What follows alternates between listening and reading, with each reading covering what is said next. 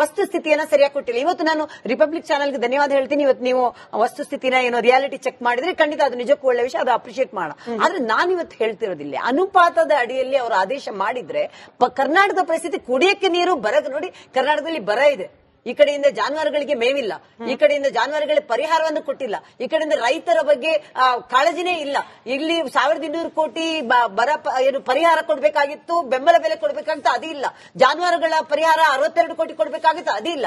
ರೈತರಿಗೆ ಮರಣಶಾಸ್ತ್ರ. ಇವತ್ತು ಮಳೆ ಬಂದಿದೆ, ಅದ್ರ ಬಗ್ಗೆ ಮಾತಾಡೋಣ. ನಾವು ಅದ್ರ ಬಗ್ಗೆ ನೋಡಿ, ಓವರ್ಫ್ಲೋ ಆಗಿ ನೀರು ಹೋಗ್ತಾ ಇದೆಯಾ, ನಾವು ಅದಕ್ಕೆ ತಕರಾರಿಲ್ಲ, ಹೋಗ್ಲಿ.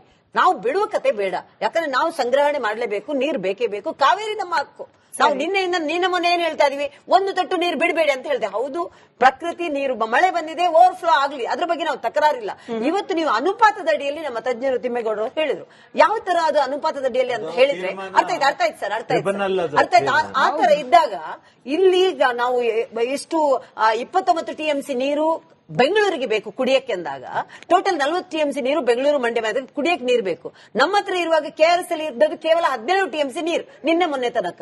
ಅಂತದ್ರಲ್ಲಿ ನಾವು ದಿನಕ್ಕೆ 3500 ಕ್ಯೂಸೆಕ್ಸ್ ತಮಿಳುನಾಡು ಬಿಡಿ ಅಂತ ಆದೇಶ ಕೊಡ್ತಾರಂದ್ರೆ ಯಾವ ಅನುಪಾತದ ಮೇಲೆ ಆದೇಶ ಕೊಟ್ಟರು?